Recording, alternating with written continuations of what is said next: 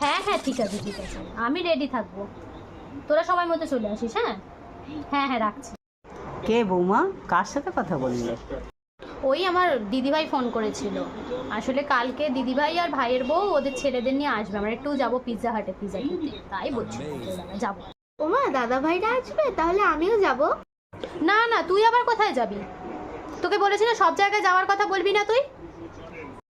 কি গো বৌমা তুমি, তোমার বোনের ছেলে আসছে, তোমার ভাইয়ের ছেলে আসছে, তুমি ওকে নেবে না কেন? এগুলো তো ঠিক নয়। নিয়ে গেলেই তো আবার আমাকে হাজারটা কথা শুনতে হবে। দিদির ছেলের বড়াই করবে, ভাইয়ের বউ ভাইয়ের ছেলের বড়াই করবে।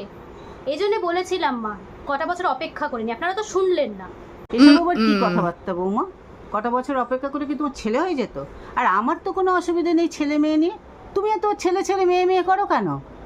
দেখুন মা, আপনি বুঝবেন না।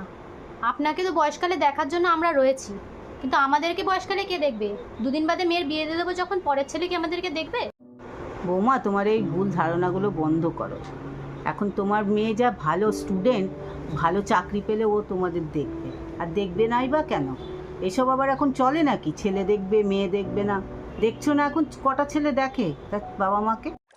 ওমা, তুমি সবসময় আমার সাথে এরকম করো কেন? তুমি কি মনে করো আমি তোমাকে বড় হলে দেখবো না? তাহলে আমাকে পড়াশোনা শেখাচ্ছ কি জন্য? তোকে কি আমাদের মাঝখানে কথা বলতে বলেছি? বলেছি যখন দুজন বড় কথা বলবে তার মাঝখানে কথা বলবি না। পড়াশোনা করছিস সেটা কর। এগুলো ঠিক নয় বৌমা, সবসময় ওকে বকাঝকা করো না। তোমার মা যদি তোমার সাথে এই ধরনের ব্যবহার করতো তাহলে তোমার কেমন অবস্থা হতো বলো তো? এগুলো একদম আমি পছন্দ করি না।